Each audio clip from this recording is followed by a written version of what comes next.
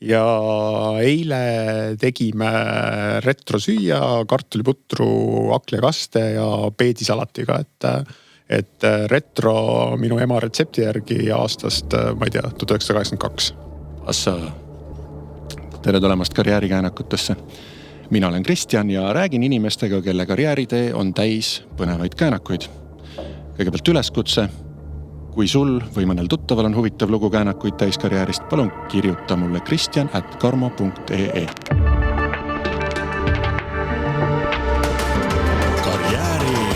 Käänakud. Täna on meil külas Margus Rink. Tere, Margus. Tervist. Räägi, Margus, mida sa praegu tööalaselt teed? No, väga asjakohane küsimus, et viimast kuud juhin Coop Panka, viimaseid nädalaid lausa, et finiši sirge ja circa 9-aastane teekond saab läbi, nii nagu juhi karjääris ikka on algused ja on lõpud, või ma olen toonud veel seda paralleeli, et need on nagu ajaaknad, et ajaaken avaneb juhile, siis selle ajaakna käigus peab ta endast kõik andma ja temalt võetakse kõik ja siis aken sulgub ja avaneb jälle kellegi teise jaoks. Milline ühe pangajuhi keskmine tööpäev välja näeb, kui sellist üldse olemas on? Ma arvan, et see on nüüd nagu väga varieerub juhiti, et aga see sinu puhul? No ma olen eluaeg olnud hästi varane inimene, et ma olen eluaeg saabunud tööle kell 7, ma ärkan tavaliselt kuskil 6:20, et teen oma venitused ja duši all ja kerge söök ja siis ma olen, kuna ma elan ka kesklinnas, siis kella 7 olen ma tööl või natuke isegi varem, et kohvi on töö juures aga miks mulle niimoodi meeldib, et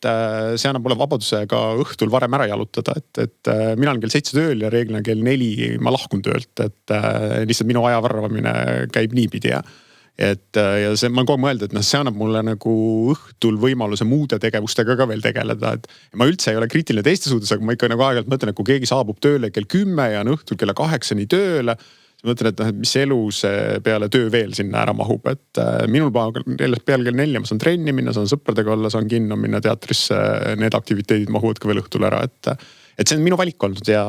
niimoodi ma olen oma päevi seadnud. Eks seal võib-olla teistpidi võib-olla see, et siis sa lähed ka õhtul hiljem magama ja ärkad hommikul hiljem üles ja lihtsalt kogu see päev on natuke rohkem nihkes. No mina lähen jah, ma olen kuskil 10:30 magama, et enam ei jaksa. Aga ikkagi seal tööpäeva sees, mis need tegevused on? Ma arvan tegelikult, et vaata nagu vahet ei ole, kas sa oled pangajuht või sa oled mõne teise ettevõtte juht, et mina mõtlen kogu niimoodi, et minu roll on kogu aeg tagada, et see ettevõtte, see Coop Pank liiguks. Et ma teen iga päev, iga tund tegevusi, erinevaid tegevusi selleks, et Coop Pank liiguks, et minust nagu juhile makstakse selle eest, et viia see ettevõtte punktist A punkti B. Ja need tegevused on erinevad, et see tähendab mingi inimeste kokkusaamist, vaidlemist, uute inimeste pardale toomist, mõne inimese vahetamist, mõne inimesest loobumist, erinevaid diskussioone, see ongi päev täis erinevaid tegevusi, aga kõik need tegevused nagu tehakse ühe asja nimel, et selleks, et see Coop Pank edasi liiguks, et juhti on selleks vaja, et loomulikult nagu kogu meeskond panustab, aga mis see liidriks olemine on see, et keegi ikkagi läheb ees, tõstab lipu ja inspireerib inimesi enda järele tulema. Kas sul seda probleemi ka tekib, et tegevusi on rohkem kui päeva sisse ära mahub? Ma arvan, elu on mulle andnud tegelikult, mul kõik kõleb väga hästi, aga ma arvan, planeerimisega saan ma väga hästi hakkama, et mul kuidagi aju on niimoodi üles ehitatud, et mul reeglina niisugune kuine planeerimistsükkel on, et mu lähimad kolleegid teavad, et mu kalender näitab tõtt ja näitab lähima kuu osas väga tõtt ja ma ikkagi kogu aeg 4 nädalat ette mõtlen ja paigutan oma tegevusi selleks, et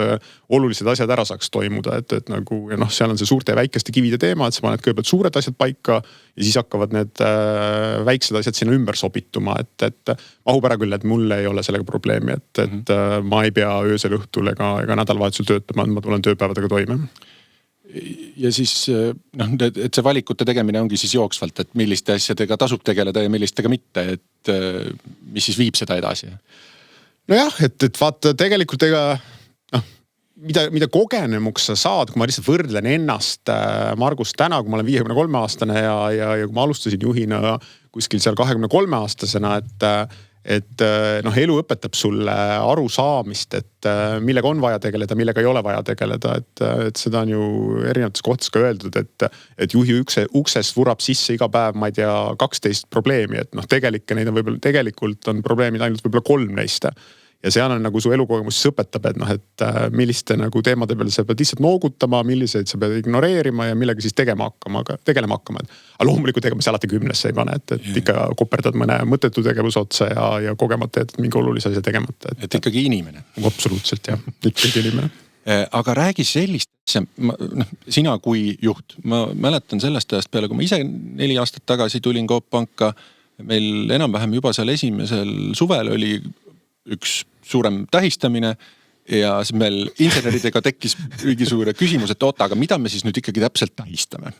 Ühesõnaga, see oli 100 000 kliendi täitumine. Okay. Ja siis mõtlesin, et kui kelleltki küsida, siis ometigi ju võiks Marguselt küsida, siis nad challenge'isid mind, et mina siis küsi Marguse käest. Ma tulin küsisin su käest ja sa kohe oskasid vastata ka, et mis parameetrite alusel see 100 000 siis nagu loetud on, eks ju. Ja seda on mul ka teistes sellistes olukordades silma jäänud, et kuidas sa tippjuhina nii hästi detailidega kursis oled?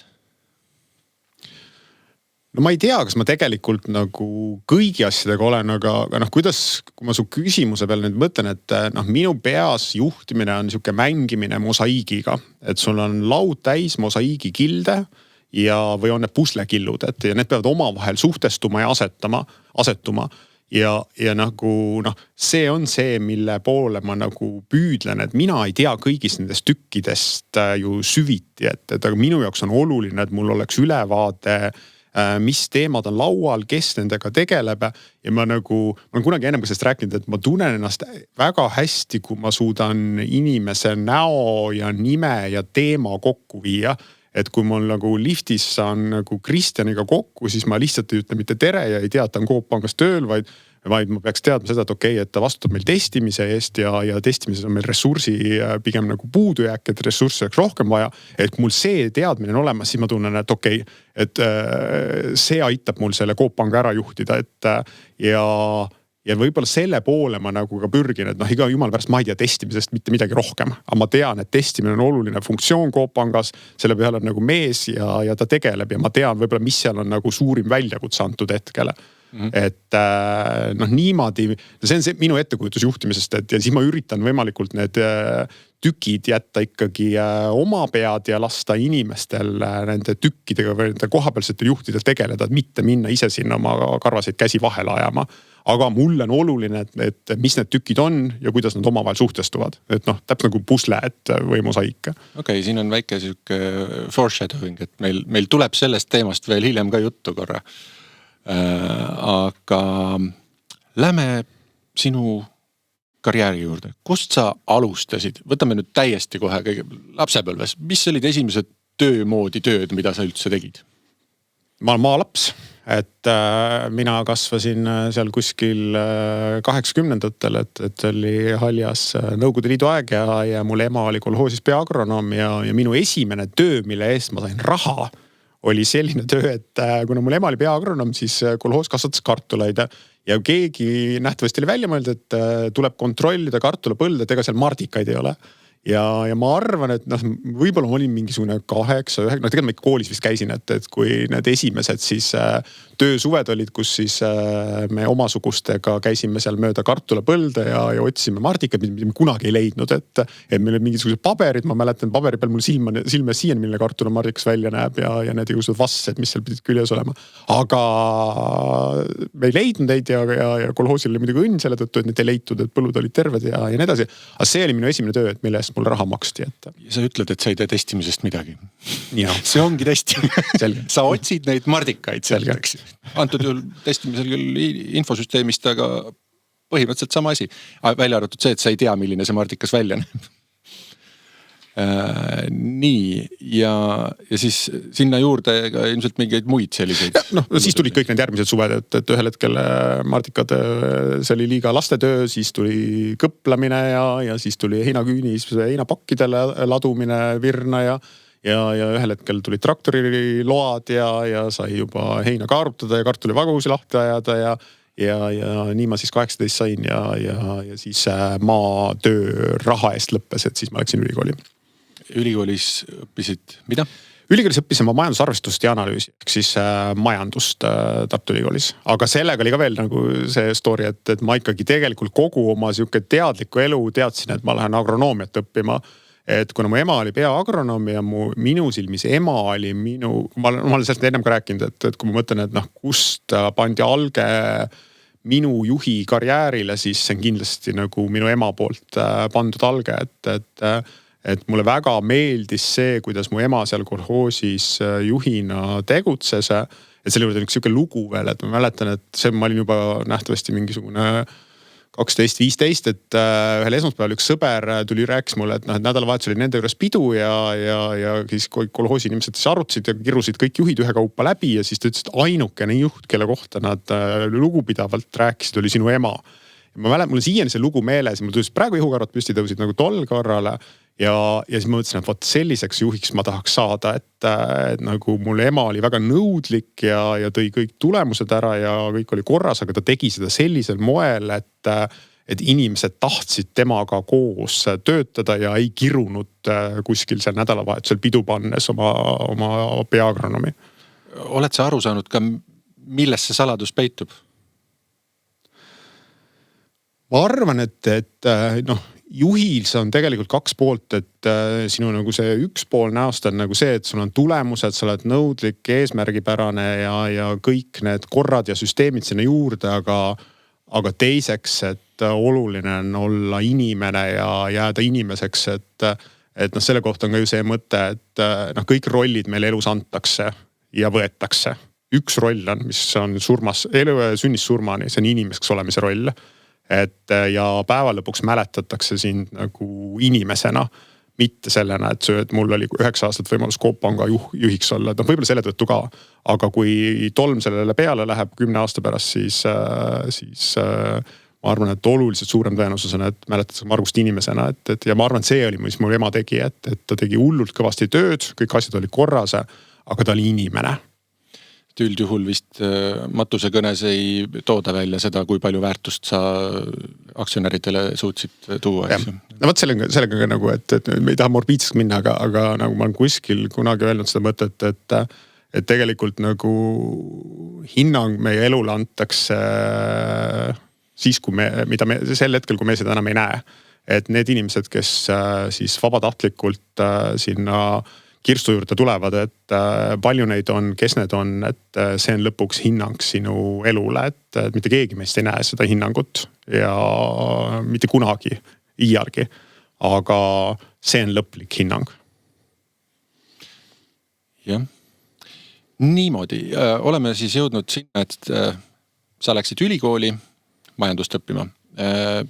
Seal ülikooli kõrvalt juba tekkisid mingid esimesed siuksed tööotsad. Ma üritasin ikkagi tegelikult seda, et ma ei mäleta, keegi mulle kindlasti ütles seda, et ürita ikkagi õppida ja mitte kohe nagu tööle minna, et kuigi nagu see oli 90-ndad ja meiesuguseid noori väga igal pool ihaldati, et see oli meil see nõndanimetatud võitjate põlvkond, et igal pool taheti lehekülge pöörata ja alustada nagu eriti majanduses uute inimestega ja ma ikkagi 3 esimest aastat õppisin ja vanemad pidasid mind üleval, et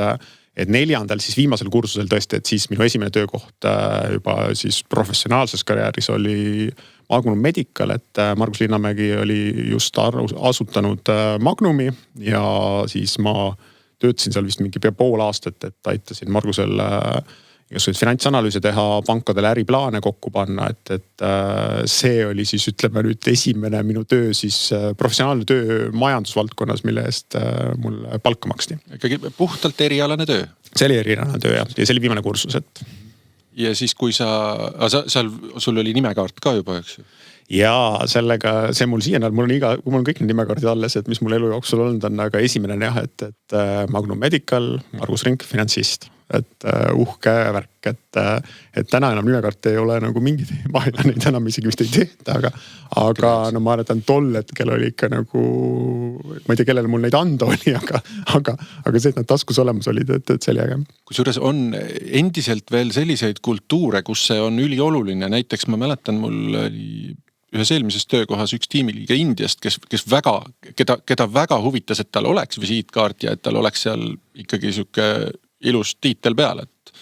see läks väga korda. No, ja see oli alles siin nüüd vähem kui 10 aastat tagasi, pigem 5 umbes. Nii, aga siis... Aga tegelikult oligi niimoodi, et see, ma arvan, pigem see Magnum oli siuke nagu, oligi nagu kooli kõrvalt enese proovile panek, et aga ülikooli viimasel kursusel ma olin ka IESEC-is, et see oli siuke rahvusvaheline majandusüliõpilaste organisatsioon ja me tegime nagu sellist projekti nagu Eesti Pangandus, et Eesti Pangandus 93 oli vist isegi, et ja selle käigus me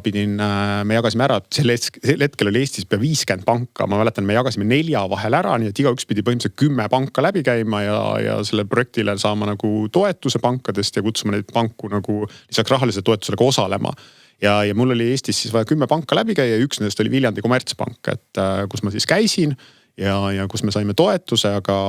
see jutuajamine lõppes siis sellega, et see pangadirektor ütles, et aga võib-olla sa tuleksid meile ka tööle, et me toetame seda projekti, aga ise Viljandimaalt pärit, et tule sinna Viljandisse tööle. Ja nii oligi tegelikult, et kui ma siis ülikooli lõpetasin, siis minu esimene ikkagi päris töökoht juba siis bakakraadiga oli Viljandi Kommertspangas ja Viljandi Kommertspangas sai minust siis, vaat sellega oli ka veel tore lugu, et sellel ajal sellist nimetust nagu teller ei olnud veel olemas, et ma ei tea, see tuli mõned aastad hiljem, et mina olin Viljandi Kommertspangas raamatupidaja või pearaamatupidaja asetäitja või midagi sellist, aga see oli klassikaline telleri töö, ma olin pangasaalis, teenindasin kliente, tegin maksekorraldusi,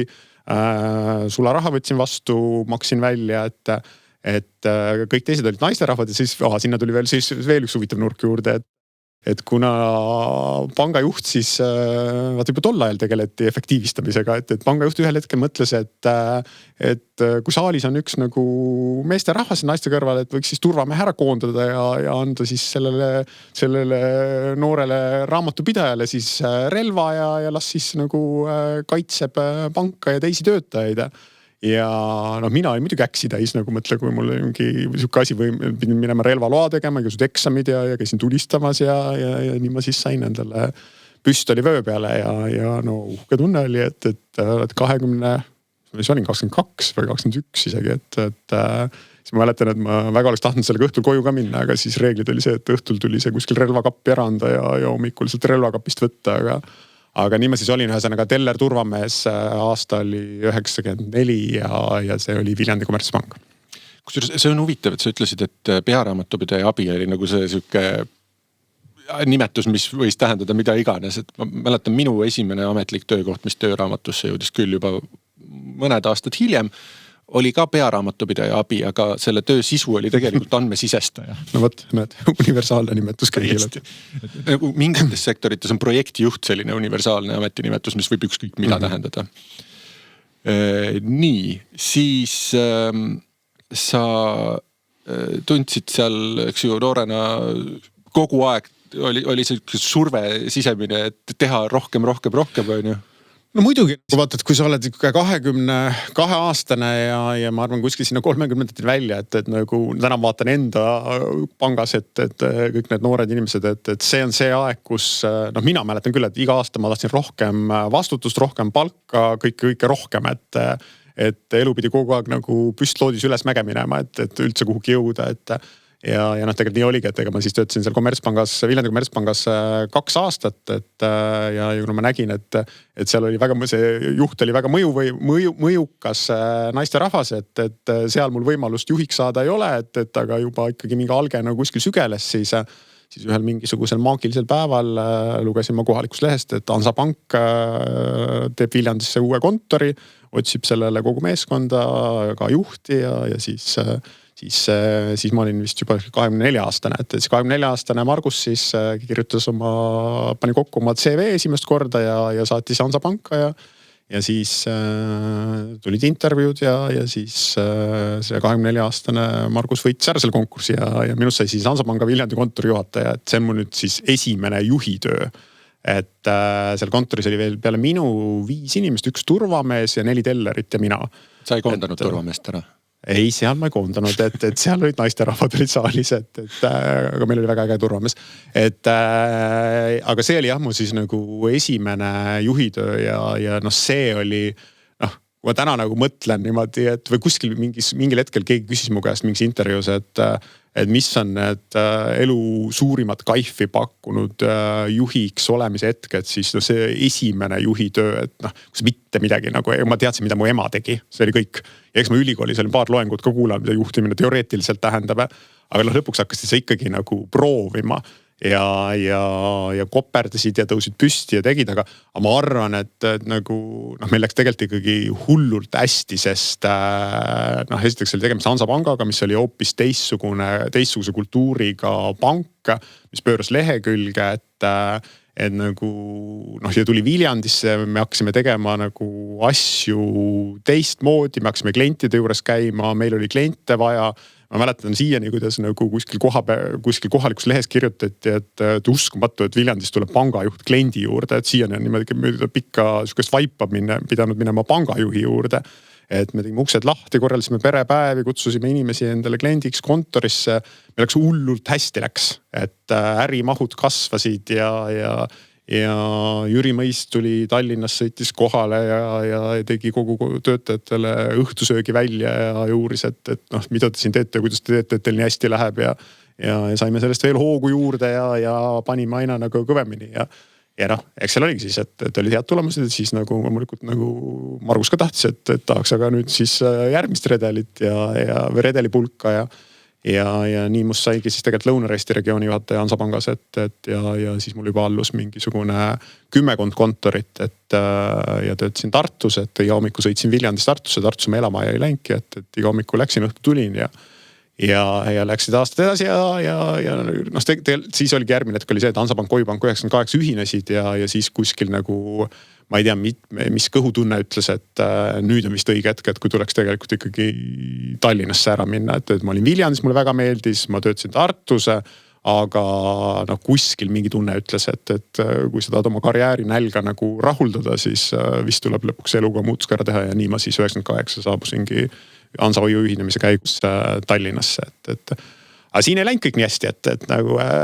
ühinemise käigus see oli mäletan, see oli siuke fair process, oli selle asja nimi Hansahoiu ühinemisel, et kõigile ametikohta tuli kandideerida, et kellelgi ei antud muidu võimalust, ja ma tahtsin siis kandideerida jaepanganduse juhiks, et mõtlesin, et ma olin kontorijuhataja, regioonijuht, et andke mulle nüüd siia jaepangandus, aga ei saanud. Et jaepanganduse juhiks sai hoopis Raul Parusk, kes on täna meil Coop Panga nõukogu liige,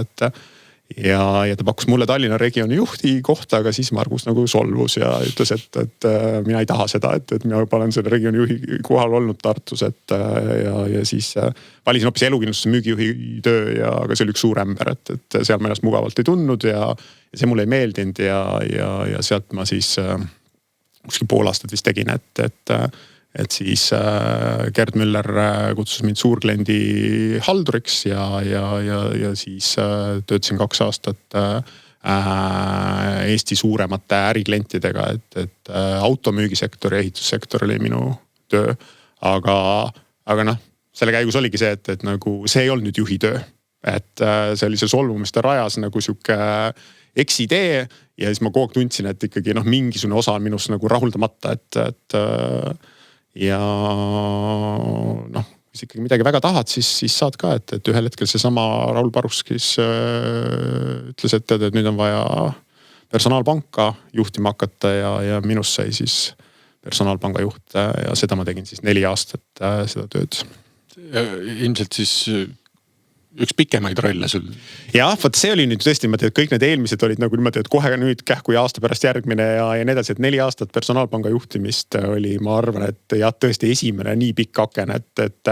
ma ei tea, kas ma hakkasin siis rahunema või, aga see oli ka väga suur väljakutse, et seal oli niimoodi, et see oli hästi kriisis meeskond, et seal oli enne mitu juhti vahetunud, lõpuks oli mingi välismaalasest juht, kellega see leidnud siin Eestis endale jalgealust ja see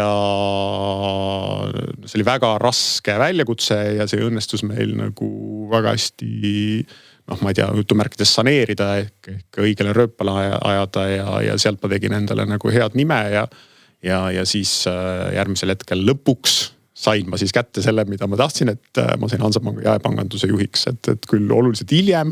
aga karjerist nagu ma siis olin, et vist see oli siis 2004, ma arvan, et 98 ma tahtsin, siis kui ma Hansa ühinesid, et 6 aastat läks aega, aga lõpuks ma sain ikkagi kätte selle, ja 2004 kuni 2008 ehk siis see oli kõik see majanduse buumi aeg, kui nagu pensionisambad, kodulaenud, väikelaenud, autoliisingud, fondid, kõik buumis ja siis 2008 käis kärakas, et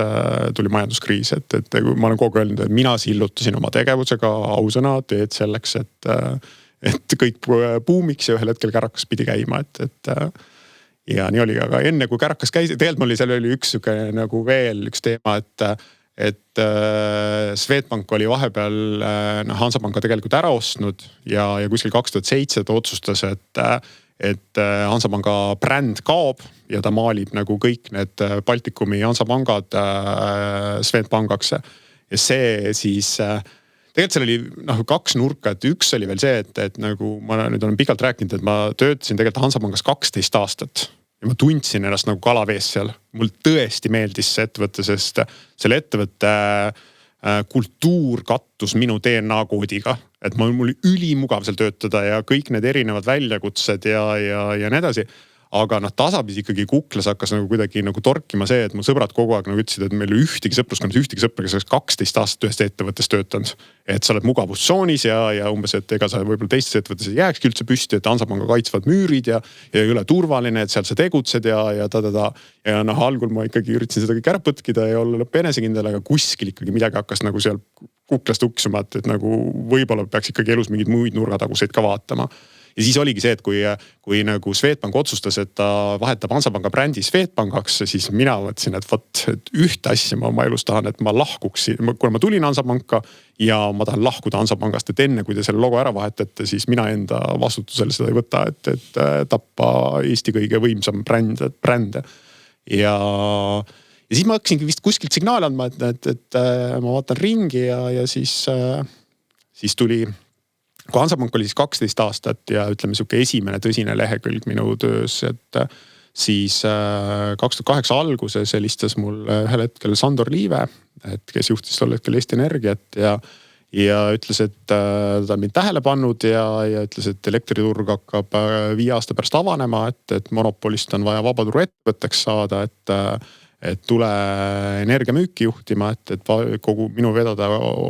oli siis kogu see elektrituru avanemiseks valmistumise projekt, ja nii ma siis võtsingi julguse kokku, ütlesin, et nüüd on Hansapangaga kõik ja siis minust saab energeetik, et see oli ka siuke naljanumber ja et nagu ma siiamaani tean ainult seda, et elekter tuleb seinast, et okei, natuke rohkem tean ka, et aga mäletan ma Sandoriga esimene kokkusaamine ütlesin, et kuule, kas sa saad aru ka, et nagu mida sa teed, et ma olen nagu pankur ja finantsist ja ma tean raamatupidamisest midagi, aga elektrist ma ei tea küll nagu mitte midagi, et sa kutsud mind nagu Eesti Energia juhatuse liikmeks vastutama elektrituru avanemise eest. Aga mul meeles täpselt see lause, mis Sandor ütles, et kuule, neid elektrimehi on meil nagu kõik toad täis siin, et meil on puudu on just sinusugust mehed, et kes teaksid, mis on klient, mis on müük, kliendi suhted, mis on toode, kuidas see kliendini viia. Ja nii ma siis leidsingi ennast sealt Kadaka teelt. Rõhk ei olnud mitte elektriturus, mitte sõnal elekter, vaid sõnal turg. Just teisele. Aga tuleme korra Hansapanga algusesse tagasi hoopiski. Sa mainisid Ekspressi artiklis seda, et Ruti Einpalu, kes sulle selle võimaluse andis toona üldse Hansapanka tulla, et ta on üks 3 kõige olulisemat inimesest su elus. Kes on ülejäänud 2? Tegelikult see mõttekäik pärineb minu 50. juubeli sünnipäeva peolt, et kus ma pidasin kõne ja ma olin kutsunud sinna mingi 80-90 olulist inimest oma eluteelt ja siis ma tõssin sealt välja 3 inimest, kes on Marguse eluteel võib-olla kõige rohkem mingisugust tõuget või kandepinda omanud, et sellest esimene on minu vend, kes on must 3 aastat noorem ja vend eelkõige selle poole pealt, et noh, me olime nagu no ma ei tea, siga ja kägu, et öö ja päev, et kõik kogu aeg imestasid, kuidas ühtedel emal ja isal saavad olla nii erinevad lapsed, et mina olin sihuke korralik ja õppisin ja kõik selle pool lugesin ja käisin teatris ja nii edasi ja siis oli vend, kes tegi sporti, putitas oma punnvõrri ja mootorratast ja ühel hetkel hakkas pidu panema ja mina ikka muudkui õppisin ja siis ma olen kogu öelnud, et nagu noh, vend näitas mulle mingisuguse teistsuguse elu olemasolu ka ja mingid nurgad ma ikkagi ühel hetkel võtsin sealt ka nagu enda lauale. Et see oli esimene vend, siis teine oli Ruti, et kes siis tõesti, nagu ma rääkisin, et kui ta sinna kontorit hakkas Viljandis rajama, ja ma sinna konkursil läksin 24-aastane, et noh, ta võttis hullumeelse riski. Et tuli lihtsalt Margus, vaatas, ma ei tea, mida ma talle seal rääkisin või millega ma muljet avaldasin, et tegelikult isegi seda võiks ta käest praegu küsida, et tal on just täna sünnipäev, et paar tundi tagasi saatsin sõnumid, et oli siis Ruti, kes võttis selle julguse ja ma arvan, et tänu temale sai Margusest juht, et ema pani vundamendi, Ruti andis võimaluse, et ma arvan niimoodi. Ja kolmas inimene, kes siis mu elus väga suurt rolli mängida on sõber Sven, kellega ma 2005, ma arvan veel see 2006 käisin nädal aega Hispaanias mööda palverännaku rada ja kes, ta nüüd natuke siuke isiksuslik teema, et ma arvan, et noh, kuni selle hetke, seoses seal palverännaku rajal mina mõtestasin midagi endas ümber või endaks olemises, et mulle tolle hetkeni läks väga korda see, mida teised must arvavad ja ma nagu tegutsin kogu selle nimel, et noh, et ma oleks nagu tubli ja edukas ja mis must arvatakse ja nii edasi, ja mäletan, kuidas me Sveniga seal jalutasime ja sõime apelsine ja jõime mingi kohaliku veini peale ja Sven tegi mulle selgeks, et kuule mitte kedagi ei huvita nagu see, et nagu kõik panevad võib-olla midagi tähele, aga oluline on see, et kuidas sa endaga läbi saad, mis sa ise endast arvad, kuidas sa endaga suhtestuda ja ma tegelikult ka ma arvan, et noh, selle kohta hästi palju räägitakse, et seal palverännaku rajal võib igasuguseid asju juhtuda, ja minuga tõesti juhtus, et ma sain ma nagu enda mõtteviisis tegin nagu tsakrad lahti hoopis teisest kohast ja sellest hetkest alates nagu ma kuidagi nagu tunnen, et ma olen võimeline mõtlema niimoodi, et noh, väga tore, et sa arvad, et lase käia, et aga mul on oma arvamus. Ja ma arvan, et niipidi nagu elades, et kui sa saad iseendaga läbi, tunned ennast, tead oma igasuguseid käitumislikke omapärasi ja mis sind mõjutab, mis sind mitte, et see on aluseks selleks, et üldse minna teisi juhtima ja teistega suhtestuda, et mul kuidagi tuli see teistpidi, et nagu, et ma arvan oma karjääri esimesel kümnendil ma pigem ikkagi mõtlesin selle peale, et mis teised must arvavad, mis mu juhid must arvavad, mis mu alluvad must arvavad, mis mu sõbrad must arvavad, mis mu ühiskond minust arvab, ja ma üritasin kõigi nendele kuidagi nagu meelepärane olla, aga siis Sven mõtestas selle teistpidi ja ma ei tea, kas on üks on õige või teine vale, aga minul oli see tohutu siuke muutus minu elus, et need on need 3 inimest, keda sa küsid. Ja kui me juba selles ajahetkes olime, kus sa Hansapanka läksid, siis Viljandi sellest kommertspangast oli selleks ajaks saanud, eks ju, ühispank ja see sinu sealt ära tulek käivitas seal ka ju mingeid muutusi, eks ju? Ja, no võt see oli 90-ndad ja eks see Viljand, ma olen lõputult tänulik sellele pangajuhile, Linda Andreev oli ta nimi, et kes mu sinna tööle võttis, aga noh, igal mündil on 2 poolt, et noh, kindlasti oli ta siukse eelmise põlvkonna juht ja kui siis noh, oligi Viljandi kommertspangast tasapisi sai ühispanga kontor Viljandis ja siis mäletan, et kui mina sealt siis minema läksin ja kandideerisin Hansapanga kontori juhiks ja läksin ühispangast minema, siis no eks seda pandi tähele kuskile ja see ei läinud nagu siis noh, niisama, et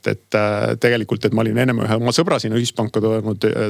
tööle ja kui mina sealt siis ära läksin, siis ma arvan paari kuu pärast siis mu hea sõber Vahur siis edutati selle ühispanga juhiks seal Viljandis,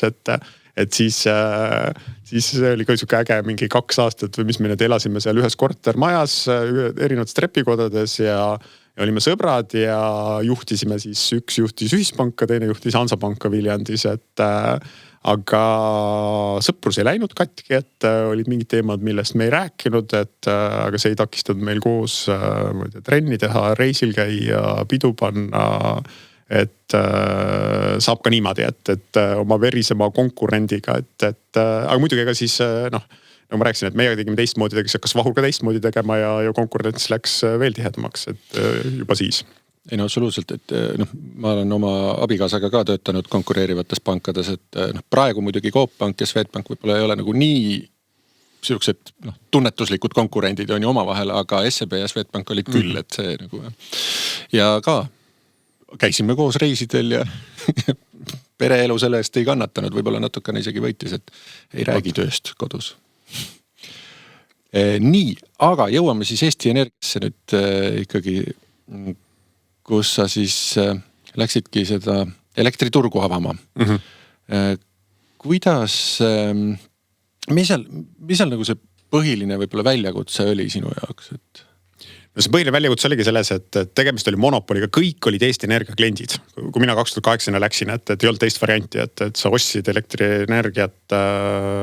Eesti Energiast ja võrk ja elekter olid veel koos ühes tariifis ja nii edasi, et aga riik oli tegelikult seadusega juba paika pannud, et 2011 läksid suurkliendid vabaturule, 2013 pidid minema kõik Eesti inimesed ja ettevõtted vabaturult ostma ja selleks projektiks tuli siis nagu valmistuma hakata. Me teadsime, et nagu need kaitsvad müürid langevad ja meie kõrvale tekib nagu teisi elektrimüüjaid ja mäletan, et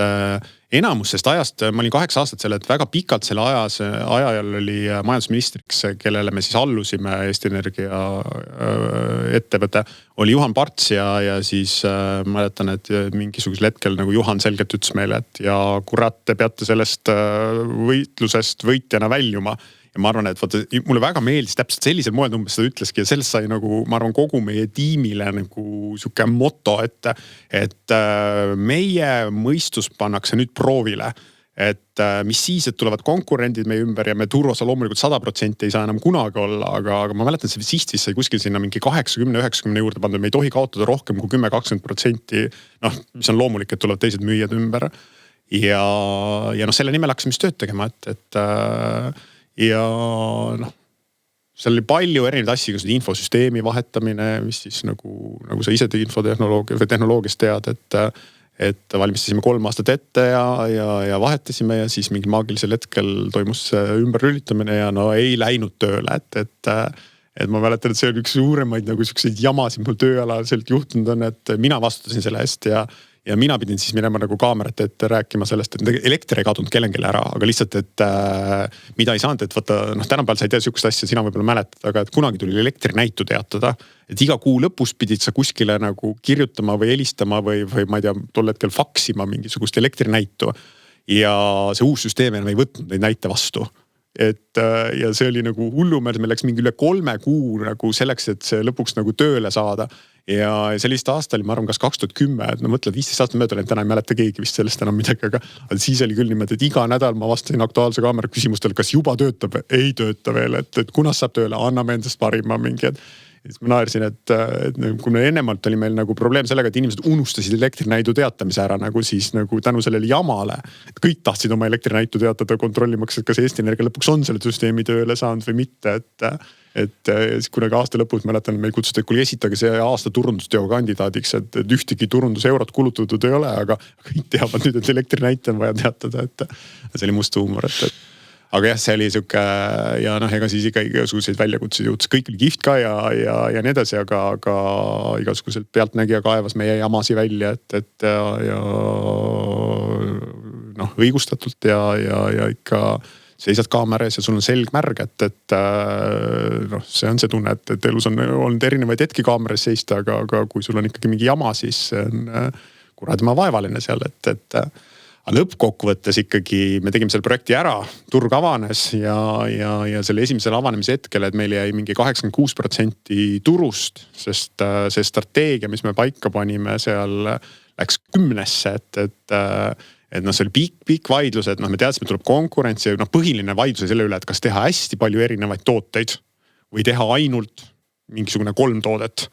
Ja tohutud vaidlused ja me julgesime lõpuks jääda 3 peale ja me leppisime sellega, me teadsime, et noh, et kui on vaja seda 4., 5. ja 6., siis seda pakuvad konkurendid. Aga meil on 3 lihtsat toodet, et fikseeritud hind, börsihind ja siis 50-50, et pool on börsil ja pool on fikseeritud. Ja kuna need olid nii lihtsad ja kuna noh, inimesed, see põhines sellele, et noh, inimesed ei oska elektritoodet valida, nad pole elu sees pidanud valima, nad peavad esimest korda sõlmima vabaturu paketi endale. Siis ainuke võimalus on teha see ülilihtsaks, mitte pakkuda talle 17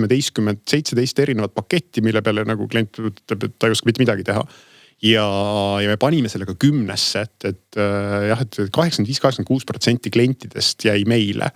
Ja see oli üks ilus hetk, et see oli siis mingisugune 2013 alguses ja ma mäletan, et siis oli see uusaasta pidu ja Eesti Energia kontserni aastate jooks valiti see elektrituru avanemine ja meie võit ja siis kui pidi lavale minema, siis ma mäletan, et ma jätsin lavale minemata ja laval läksid kõik need inimesed, kes selles projektis olulisi rolle täitsid ja siis ma seisin seal kuskil rahva seas ja vaatasin need inimeste otsa ja siis tuli pisar kuskilt, ja mõtlesin, et äge. Ma ise ka ju natukene allhankijana osalesin selles projektis, et ma mäletan seda, et ka need infosüsteemi vahetused on ja seal oli Big Bang Launch, et sul mitu süsteemi vahetusid korraga ja seda harjutati läbi mingisugune, ma ei tea, 7 või 8 ringi tehti neid dress rehearsaleid, et see nagu lülitamine ikkagi päriselt õnnestuks ja kõik teaksid, mida nad teevad ja nii. Ja noh, alati tuleb ikka midagi ette, sest et see oli lihtsalt nii suur. Aga... No see oligi kolossaalne, nagu sa ütled, et kõik süsteemid korraga mingisuguse kevadel, mingisugune nädalavahetusel tehti see switch ja no ei hakanud tööle. Et läks 3 kuud aega, et just. Jaa, siis mul on siin siuke huvitav küsimus kirjas endale, et kuidas sa nagu tagantjärele hindad, kas see turu avanemine kui niisugune oli hea asi lõpuks? Jaa, et ma olen pidanud selle ennem ka vastama ühel intervjuule, et ma arvan, et fundamentaalselt see, et monopoolne elektriturg lõppes, et inimestel tekkis valikuvõimalus ja konkurents, et see oli kindlasti õige ja hea. Ja mis oli selle asja nagu miinuspool on see, et jah, see kõik see tootmisvõimekus seal taga, et mis täna nagu, mille pärast me siin kannatame, et miks elektri hind nii kõrge on, et mingitel hetkedel tootmisvõimekust Eestis juurde ei tekkinud erinevatel põhjustel, et noh, see koer on teises kohas, aga sellest mina ei vastutud, seal ma saan ennast putuks pesta, et jah, seal mündil on 2 poolt, et see, et inimestel on valikuvabadus osta endale erinevaid pakette erinevate müüjate käest, et me keegi ei tahaks monopoli käest, et noh, kohe kindlasti mitte. Aga jah, et see, miks täna Eesti elektriturg võib-olla nii hästi ei toimi, on ikkagi see tootmisvõimekust defitsiit, mis viib hinna ülesse. Nüüd korra tagasi tulles selle juurde, kus sa ütlesid, et see, noh, teie see strateegia, eks ju, et teha 3 toodet. See meenutab mulle seda, mida Steve Jobs tegi, kui ta Apple'isse tagasi tuli. Et neil oli hästi killustunud toodete portfell, kust keegi lõpuks ei osanud enam valida endale midagi ja siis noh, kiratsas kogu see asi seal, et ei läinud nagu hästi. Nii halvasti, et minu meelest Michael Dell ütles, et Apple peaks tegema ainuõige käigu ja investoritele lihtsalt raha tagasi maksma ja uksed kinni panema. Siis tuli Jobs tagasi, vaatas, et kuulge, et teeme, ma ei tea, kas ta lõpuks tegi seda ise või keegi teine, aga tegelikult tema selle nagu maha müüs, et näed, teeme hästi lihtsaks. Võtame 2, noh, et ütleme kodukasutaja ja profikasutaja ja siis laptop ja desktop arvuti. Ja noh, põhimõtteliselt 4 põhitoodet ja sul on oluliselt selgem sõnum, eks ju, turule ja lihtsam valida. Seda on ju ka psühholoogid uurinud, et kui sul on 8 valikut, siis sul juba tekib paralüüs, et 3-ga on pigem nagu head, mul on valikut. No nii on jah, et eriti nagu siuke jaeturg, et nagu, kus on nagu 100 000 kliendid, et noh, klient tahab lihtsust, et see üle vindi keeramine tootearenduses erinevate modifikatsioonidega, et see kindlasti, see toimib võib-olla nagu korporatiivturul, kus ongi väga professionaalne vastaspool, kes suudab nagu väga kaugele ja süviti kaasa mõelda, aga jaeklient on ikkagi noh, üks väike teema tema kõigi suurte teemade kõrval, et nagu see toote pakkumine eriti just selle hetkel, kui sa saad aru, et see on elus esimest korda, et sa pead hakkama mingi elektri osas valikut tegema, et nagu sa pead selle ülilihtsaks tegema. Just. Et õnneks jah, oli meil mõistust see õige strateegia valida siis. Et see on huvitav just see, et see on nagu korduvalt tõestanud, et see sellisel turul töötab hästi, aga samas nagu sa ütlesid ka, et just, et teil oli julgust see teha, sest et müüjana, eriti sa tead väga täpselt kõike seda tausta. Sinu jaoks on see nagu lihtne, et kuule me võiksime neid parameetreid lasta valida ja neid. No vaata, kas mis teeb selle otsustamise nagu juhina alati raskeks on see, et tegelikult nagu sa tahad ju kõiki kliente. Ja siis saad aru, et kui sa teed need 3 lihtsat toodet, siis sa võidad nagu võib-olla 2/3 klientidest, aga 1/3 jalutab minema. Aga lihtsalt, et nagu sul on juhina hästi palju neid hetki, kus sa pead tegema valiku, et kui sa valid kõik, siis tegelikult sa ebaõnnestuda. Ja nagu meil ka ju 15% klientidest jalutas minema, sest seda toodet number 4, number 5, 6 ja 7 hakkasid pakkuma Eestis nagu teised uued turuosalised, kes turule tulid. Et see oli ka, et sul pidi olema julgust öelda, et kui me tahame saada see 85% klientidest jääb meiega, siis nemad jäävad. Aga need, ütleme, niisugused nišitooted tulevad teiste pakkujate poolt ja mingid kliendid lähevad meilt ära, et see oli ka oluline aru saada. Ja kui oleks teistpidi teinud, siis võib-olla oleks oluliselt rohkem ära läinud. Ja. Seda on muidugi niimoodi ette vaadates väga võimatu öelda, et kas nüüd läheb nii või läheb teistmoodi. Ja, aga vaata, juhtumine alati nagu see on ka, et juht on see, kes julgeb vaadata läbi esiklaasi ja kui see esiklaas ka selge ei ole, et sul otsuseid tuleb teha, et juht ei ole see, kes suudab tahavaatepeeglist kõike tarka juttu ajada, et mida kõike tunnuks teha, et sul peab olema ja nagu ma ütlen, et ega siis kõik ei lähe hästi, infosüsteemi vahetamine läinud hästi. Koperdasime ja saime nagu vastu pead ja pühkisime tolmu maha ja kõndisime edasi, et ega kõik ei lähe hästi nagu, et nagu see ei ole niimoodi, et edulugu järgneb eduloole, aga võt see asi läks hästi. Siis selle Eesti Energia loo, ütleme, siuke lõppfaas tuli seoses vist sellega, kui tuli sinna. Ja igale see on oma aeg, et nii nagu minu aeg saab praegu Coop Pangas ümber, et siis oli aasta 2014 ja siis Eesti Energia omanik ehk siis riik leidis, et Sandor Liive aeg Eesti Energias peab läbi saama, et Sandor Liive on ammendanud ennast ja tuleb uus juht leida, ja siis see uus juht, tuligi konkurssi mäletan ja Erki Raasuke sai kõigepealt nõukogu esimeheks meil ja tema hakkas siis valima uut juhti ja siis Erki kohtus kõigi juhatuse liikmetega ja ta ütles pärast, et ta küsis kõigi käest selle küsimuse, et kas Sandor peaks jätkama või ei ja küsis ka minu käest. Ja mina ütlesin, et jah, minu arvamus on ka, et Sandor Liive aeg on läbi. Et Sandor on mega töö teinud, aga täpselt, et igal juhil on oma ajaaken ja nüüd peaks keegi teine jätkama, ja mäletan, ma tõusin sealt toast püsti, järgmisel hetkel ma läksin 2 tuba eemale Sandori tuppa ja ütlesin, et tead, et mina ütlesin praegu nagu Raasuksele seda, et sinu ajaaken on nüüd nagu sulgumas. Ja siis mäletan, Sandor oli suhteliselt kohkunud, aga ütles, et nojah, või midagi, see oli suhteliselt lühike, aga mul oli oluline see, et mina ei taha, et ta kuuleb seda kuskil pärast, et meil oli väga hea suhe ja ma ütlesin, et mina olin üks nendest, kes ütles, et sinu aeg on läbi. Ja nii läkski, et tegelikult leiti siis konkursi korras Ando Sutter. Aga mida siis nagu ma ei tea, mis ma siis olin 40-aastane juba tolleks hetkeks, mida ma aru ei saanud, et tegelikult nagu selle Sandori vahetamisega kirjutasin ma alla ka sellele, et minu aeg on läbi. Et kui Ando Sutter tuli, siis ma vist esimese 3 kuu jooksul sain aru, et see ei ole võimalik, et sa ei saa olla pruut igas pulmas, et nagu ma olin Sandori meeskonnas, Sandor vahet välja, ma ei saa niimoodi, et mul on näpud püsti, nüüd ma olen Sutteri meeskonnas, et nagu juhtidel on erinevad rõhuasetused ja Hando toodigi selleks, et Eesti Energial käiku muuta ja mina tundsin, ma ei kuulu enam sellesse juhatusse. Ja siis tuli järgmine siuke oluline käänak minu sellel karjääriteel, et mind natuke nagu tabas hirm, et mind lastakse, Ando las mu lahti, ja mul oli väga oluline, ma tahaks ise ennem ära minna, kui mind lahti lastakse. Ja ma saaks ikkagi öelda, et mina läksin minema, mitte niimoodi, et Eesti Energias peale Sandorit saadeti ka rink minema, ja siis see oli jälle üks siuke hetk, et kus siis mingisugune, mina ei tea, kuidas need märgid kokku lähevad, et ühel hetkel helistas mulle mingisugune headhunter ja ütles, et Magnum otsib endale nüüd seesama Magnum, kellele ma kunagi tegin siis ülikooli aega äriplaane Margus Linnamäele, et Margus Linnamäe otsib nüüd Magnumile juhti ja ma inspireerusin, mõtlesin, et elektriturg on avatud, et nüüd siis hakkas apteegiturul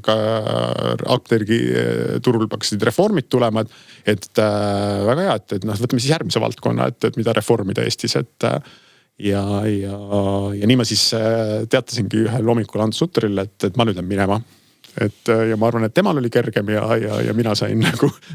puhtalt välja sealt, et aga lihtsalt 8 aastat jah, et 12 aastat Hansapanka, 8 aastat Eesti Energiat, et üli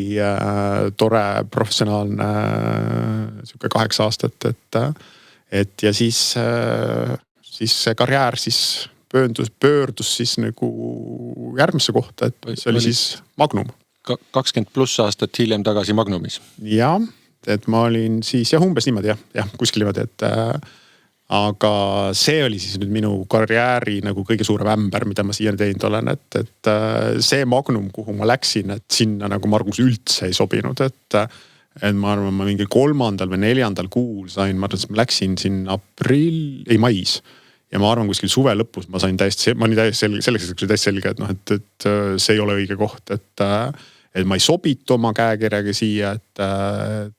Margus oli mega ettevõtte kasvatanud sellest Magnumist ja apoteekast tolleks hetkeks, aga noh, lühidalt, et nagu noh, Margus oli 7 korda pädevam nendes teemades kui mina. Ta ei ole kuskil passiivne omanik, vaid ta on aktiivselt igapäevaselt sees. Ma ei leidnud endale seal territooriumit, kus juht olla, et nagu ikkagi Margus oli selle ettevõtte juht. Ja noh, tegelikult siis see oli minu kõige lühem karjääri aken siis 8 kuud, et siis 25. jaanuaril 2016 lasi Margus mu lahti Magnumist, et ütles, et sul on 2 tundi võtta oma asjad arvutist ja siis jätta arvutise laua peale ja homme enam tule, ja siis olin lahti lastud tippjuht. Nüüd on see koht, kus kui meil oleks siin umbes siuke miljoni mängustuudio, et siis võiks valguse tumedamaks tõmmata, sest algas aasta 2016. See on minu, jah, et sa vist oled lugenud, et ma kuskil ütlesin seda, et mul on üks vihik, kuhu ma aastast vist 97-98 on vist esimene lehekülg, et kui iga aasta jõulude aeg ma kirjutan sinna ühe lehekülje, et mis eelmine aasta toimus.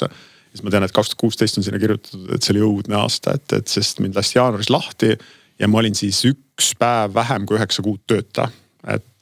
kui keegi meesterahva käest tahab teada, kui pikk on 9 kuud, siis ma tean, et see on hullult pikk aeg on see. Et jah, et selle 9 kuu jooksul tuli erinevaid siukseid teeotsi, aga noh, ükski ei tundunud ikka päris õige ja nagu noh, siis lõpuks tekkis veel üks segane periood sellega, et noh, tasapisi hakkas Jaanus Vihand rääkima Priit Põldo ja tol hetkel sellest Coop Pangast ja sellest projektist ja see mind hakkas nagu väga kõnetama, kuigi ma kunagi olin arvanud, et ma kunagi enam pangandust tagasi ei lähe, aga mingi 10 aastat oli ju mööda läinud, kui ma olin Hansapangast ära tulnud, et noh, siis ma inspireerusin sellele ja ütlesin ära mingisuguseid konkursse, mille ma võitsin, et seal oli üks naljakas lugu oli veel see, et ma siis ka no selle töötuperioodi jooksul, et ma pidin ennast töötuna arvele võtma. Selleks, et mingi ravikindlustus ei katkeks, ma pidin kuskil minu siis ma pidin iga kuu seal töötukassas käima ja rääkima, et mida ma teinud olen 6 aja jooksul, et tööle saada. Ja siis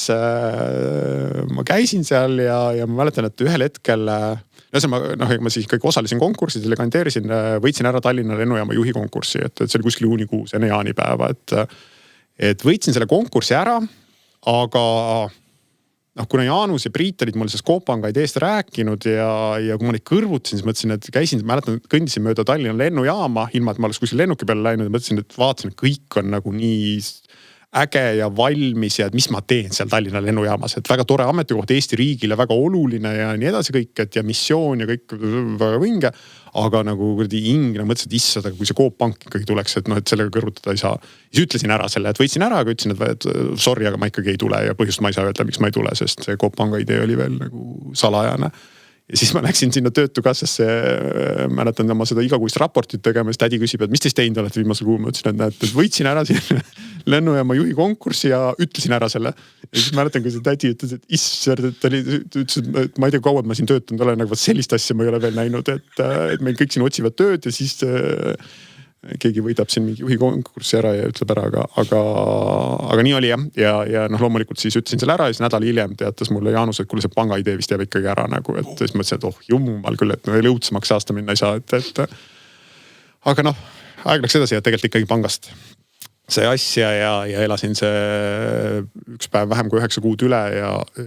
hakkasime siis sügisel Coop Panka ehitama. Ja see Coop Panga ehitamine algas siuksest kohast, kus või noh, et sa olid küll panganduses olnud juba 10 aastat varem või sealt ära tulnud, on ju. Tegelikult 8 aastat oli selleks vist möödas. 2016 hakkas ju Coop Pank pihta ja sa 2008 tuli. Ja, 8 aastat. Et, aga panganduse turg oli vahepeal muutunud, sest 2008 käis ju krahh ära ja kõik reegleid tuli oluliselt juurde, eks ju. Pangandusturg oli täiesti teiseks saanud ja et kui me kunagi nagu, mina aastal 2008 Hansapangas lõpetasin, siis selline asi nagu Finantsinspektsioon oli olemas ja regulatsioonid mingil kujul oli olemas, aga ma arvan, et ikkagi tegutsemisvabadus oli üüratu.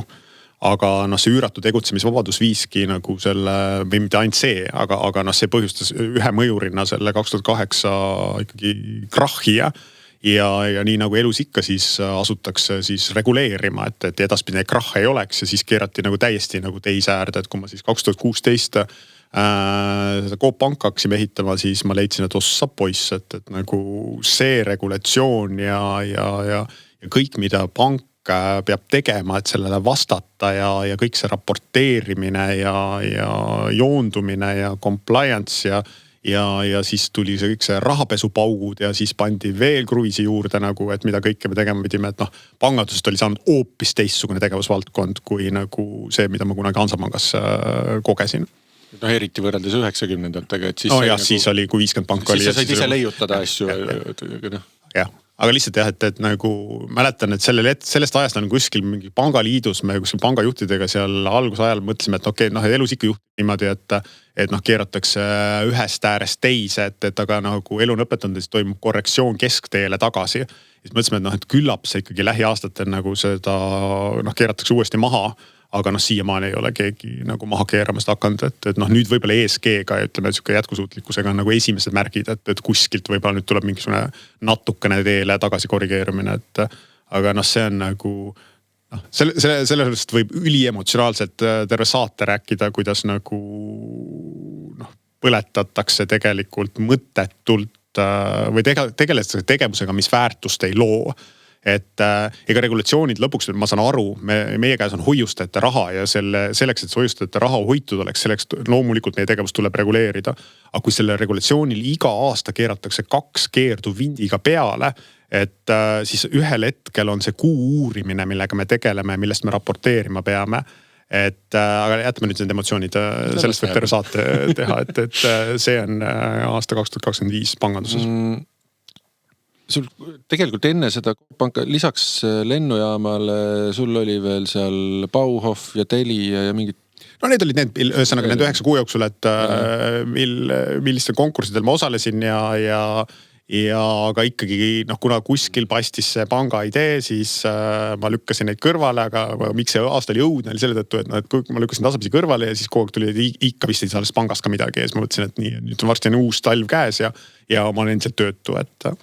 piltlikult roomad läbi kõrbe, mingisugune miraaž paistab ees, aga kätte ei saa. Kohale ei jõua. Mida, kui me võtame selle 2016. aasta, mida sa sellest õppisid? Kas sa oled tänu sellele kuidagi tänaseks olukorraks paremini valmis? Sa mõtled nüüd? Muidugi nagu, et seda ma olen ise mõelnud, et vaata tookord juhtus see niimoodi, et see tuli mulle, kuigi ma tajusin, et meil ei suju, et aga ikkagi see 25. jaanuar aasta 2016 tuli mulle ootamatult ja ma sain hullult haiget, et ma tundsin ikkagi, et mul anti jalaga, mind lasti lahti, et ma kaotasin enesekindlust, ma hakkasin endas kahtlema.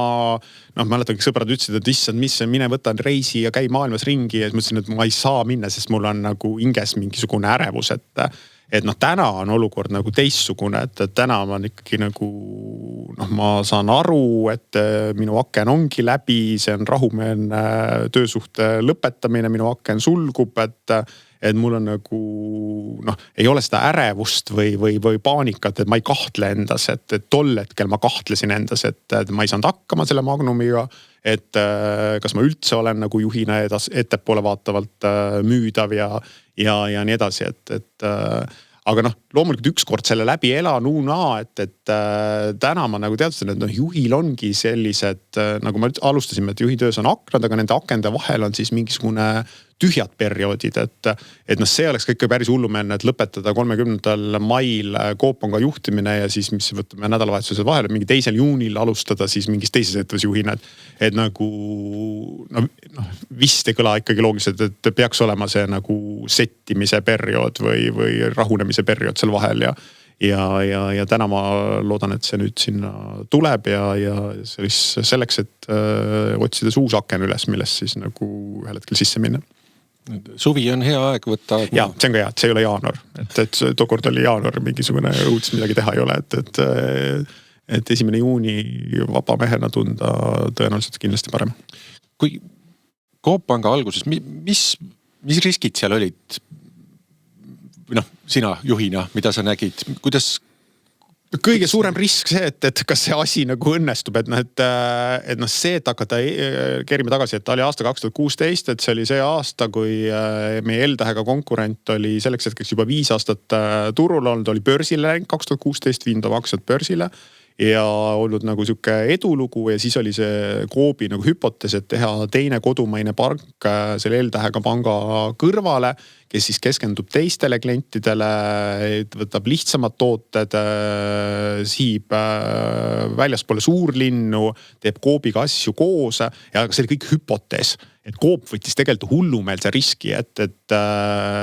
noh, need miljonid, millega ta ostis välja selle krediidipanga, sest see oli tohutu riskiinvesteering, aga kõik läks nagu tegelikult väga hästi. Võinuks minna, aga mitte nii hästi. Ja see oli jälle nagu elu oli õpetanud, see strateegia on ülioluline, et nagu see 2016 sügis, kui me seda strateegiat tegime, siis noh, ma ikka väga palju toetusin sellele Eesti Energia vabaturu strateegia käigus tehtud valikutele, et ka sealt tulid need valikud, et me ei tee kõiki teenuseid, me teeme kõige lihtsamad pangateenused, et me ei vaheta kõiki infosüsteeme kohe välja, et me ei tee kõiki, me ei tee privaatpangandust, me ei tee fonde, me ei tee tol hetkel ei tee kindlustust, ei hakka aktsiatega kauplema, et me teeme igapäeva panganduse ja finantseerimise. Ja tegime need ja noh, ma arvan, et see oli jälle see vundament, mis siis selle edu tagasi. Aga lihtsalt, et noh, sellest on ka ma arvan oluline nagu seda mainida, et noh, strateegia on ikkagi selles, see on kuskil nagu mingi 10-20% panusest, see on ülioluline, aga lõpuks selleks ongi mingid kuud, millega tehakse ära see, et ülejäänud 70-80% on ikkagi juhi laual execution või igapäevane juhtimine ja tulemuse tegelikult toob ära ikkagi see igapäevane juhtimine, et nagu ma olen mõelnud, et noh, et selles Coop Panga loos, et see strateegia vundament oli ülioluline, aga selle peale me kulutasime mingisugused 3-4 kuud. Et noh, tänaseks nüüd need pea 9 aastat on seda strateegiat ei ole muudetud selle aja jooksule ja seda on ellu viidud. Ja selles edus ikkagi on väga suur roll sellel igapäevasel tööl, et meil oli algul ju mingisugune 30 000 klienti, täna meil on üle 220 000 kliendi, et need ei ole niisama tulnud, et need on töö tulemusena tulnud ja meil oli 150 miljonit laenuportfelli, täna hakkab meie laenuportfell 2 miljardile varsti lähenema, et krediidipank viimasel aastal 2016 teenis vist mingi 1,5 miljonit kasumit, et noh, meie teenisime 32 miljonit eelmine aasta, et veel kord, et strateegia on oluline, aga execution on veel olulisem. Et ei saa ühte ilma teiseta. Ei. Ja noh, mõlemad pidi töötab, et kui sul ei ole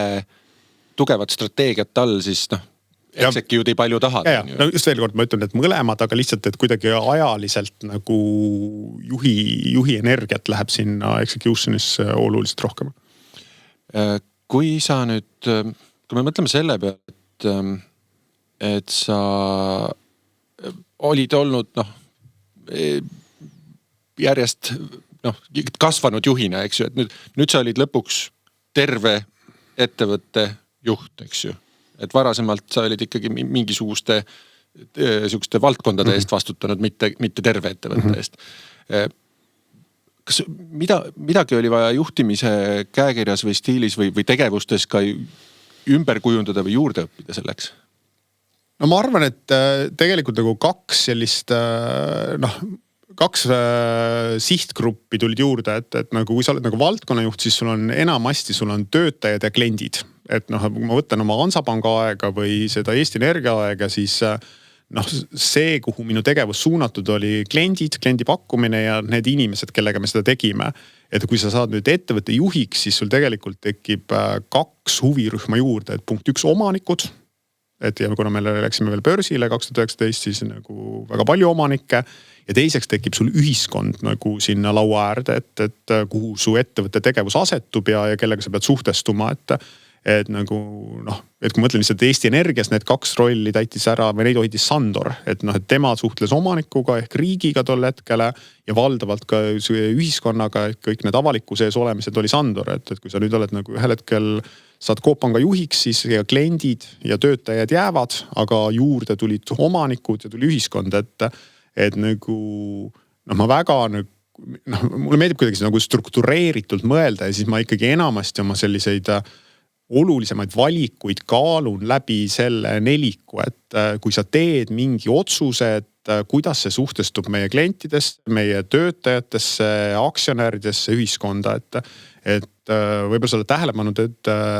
igast jaanuarikuus, kui meil on Coop Pank gala, siis ma oma selle kõne viimane lõik on mul alati see, et ja nüüd lugupeetud Coop Pankurid kontrollküsimus. Et kui me mõtleme eelmisele aastale tagasi, kuidas meie tegevus on suhtestunud klienti, töötajasse, aktsionäri, ühiskonda ja kui need nurgad on kõik kaetud, et kõik need 4 rühma on rahuldatud, siis on hästi, et aga iga aasta saavutada seda, et kõik, ma arvan, on võib-olla mõni selline aasta ka olnud, et reeglina ikkagi kuskil keegi võidab rohkem kui keegi teine, aga lihtsalt, et mõtteviisis nagu juht peab kaaluma sellest 4 nurgast oma otsuseid, et hoidma seda tasakaalu, eks ju. Kui sa rääkisid just sellest, et strateegia on oluline, räägi mingi paari võib-olla lausega. Kuidas panna kokku head strateegiat? No see on tegelikult, see on nagu protsess, aga see algab sellest, et sul peab see idee peab asetuma kuhugi, see idee peab saama jalgealuse, et see, et 2016 hakata Eestis ühte uutmoodi või ütleme teise lähenemisega panka tegema, et see strateegia peab nagu kuskil asetuma, et seal peab olema, sa pead leidma sellel põllul või sellel territooriumil mingi tühimiku. Et kui sa lähed kellegi teist L-tähega panka, nagu oli ju mõttetu teha, et kuigi nagu, see nägi väga kihvt välja, et mida nad tegid, aga me pidime leidma teistsuguse territooriumi, et ma mäletan kunagi, kui ma Stanfordis suvel, mingi suvekoolis käisin, siis seal meil strateegiasessioonis ka just täpselt seal sefineeriti kuidagi niimoodi, et strateegia on sul juhul, kui miski tühimik on nagu maas ja ainult sinul on mõistus see üles korjata, et keegi teine ei saa seda üles korjata. Ja see oligi nagu, et nagu see oli 2016 tollel hetkel enamus pangandust hakkas kontsentreeruma Tallinna suunas, aga Coop oma üle 300 poega oli üle Eesti laiali igal poole. Ja see lõi meile territooriumi, et kuna Coop oli väga tuntud bränd nende inimeste kodude lähedal, siis sinna meie see strateegia hakkas tekkima, et nagu Coopil on 600 000 aktiivset klienti, et võiks neile hakata ka pangateenust kuskilt kontserni siseselt pakkuma. Ja see on nagu ehe näide, et kuidas seal oli tühimik, mida me ära täitsime. et me ei läinud kuskile nagu verd valama kellegi teise strateegiat ründama, vaid me leidsime oma tühimiku. Loomulikult me pistame rinda selleks, et oma kliente saada ka nende teiste konkurentidega, aga meie põhistrateegia on ikkagi nagu seal, kus oli tühimik. Nüüd sa korduvalt oled igasuguseid panku nimetanud täisnimega, välja arvatud see L-tähega pank. Ei, ma ikka oma arust ütlen neid teisi asju, meil on S-tähega pangad. Ei, no seda küll, aga meie tänases jutus, et Swedbank on käinud läbi täisnimega, sest et see käis Hansapanga loost läbi. Konkurendi nime ei saa välja öelda, nagu, et konkurendi nimi on. Kas see on sellepärast, et sõnal on võim ja kui sa seda nimetad, siis sa annad talle... See kuskil tuli tegelikult ühel hetkel nagu ühe intervjuu käigus ja see läks elama, et juba ma tean, ajakirjanikud küsivad mu käest ka, et kuidas need kvartali tulemused siis kõrvutatuna S-tähega pankadega seekord on, et mõtlesin, et ma ei tea, kunas see kuskil esimest korda mainitud nimel sai. Muidugi see S-tähega pankadega, see on ka nagu hea shorthand, et sa saad 2 panka ühega. 2 S-tähega. Ja L-tähega panku on ka 2, aga üks on kodumaine, teine ei ole, eks. Niimoodi, hakates nüüd siin selle praeguse karjääritee lõppu jõudma sinna, kus me praegu oleme, eks ju, tänasesse päeva siis ütleme nii. Kui sa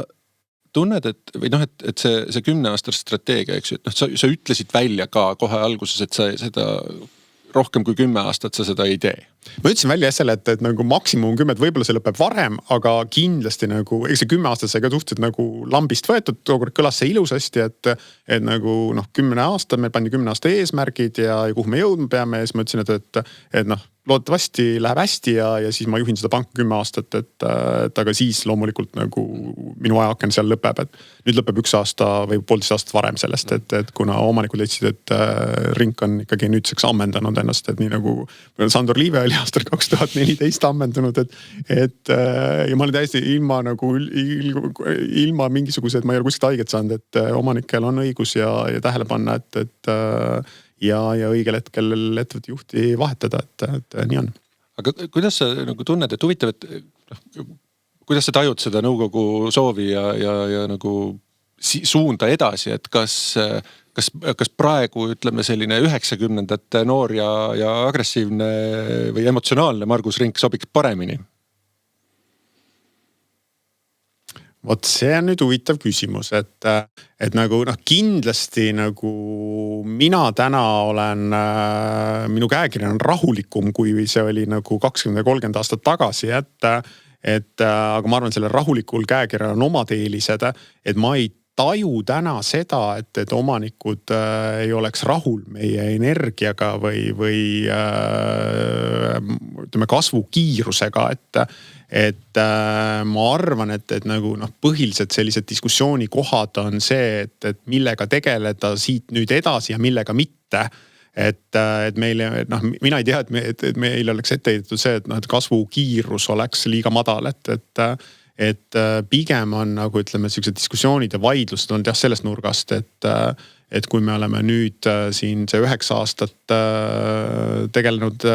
väga konkreetsete valdkondadega, mis sai tookord 2016 defineeritud, et kus suunas nüüd edasi minna, et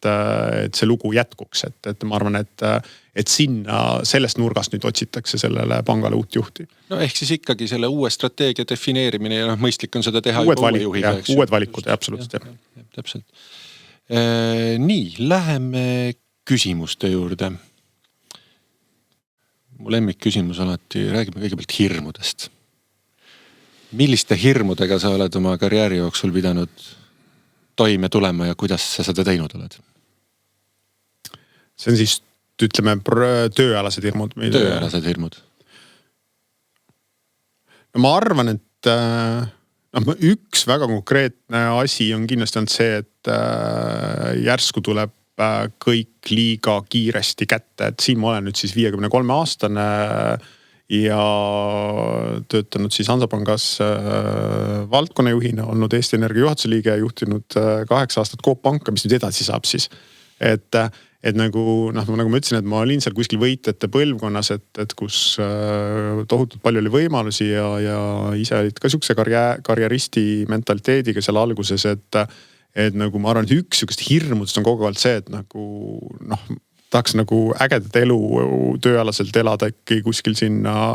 65-70 eluaastani, et aga kui need asjad tulevad kätte, et noh, ma arvan, see on üks siuke, et noh, mis nüüd edasi saab, kuna see Coop Panga sõit oli nii võimas ja mulle see töö, et lisaks äritulemustele me selgelt pidasime oma missioonist kinni ja viisime elu ja viime täna ka elu igas Eestimaa nurgas edasi, et see on andnud tööle tohutu tähenduse, et ma olen sellest hästi palju rääkinud, et noh, mul on väga oluline teha neid numbreid ja aktsionäridele antud lubadusi täita, aga mul on ka väga oluline see, et ma ei paneks lihtsalt nagu tuima, vaid mu tööl oleks tähendus ja mulle väga see meie missioon, et elu igas Eestimaa nurgas edasi läheks, et nagu see mind väga inspireerinud. Ja nüüd ma lihtsalt mõtlen, üks minu hirm on see, et aga mis siis nagu, mis järgmine selline asi on, et mis oleks nii inspireeriv, et kas seda üldse on olemas, et ma arvan, et see on üks siuke hirm, et ala mida kinkida inimesele, kellel on kõik olemas. No mitte nii päris nüüd kõik olemas, aga noh,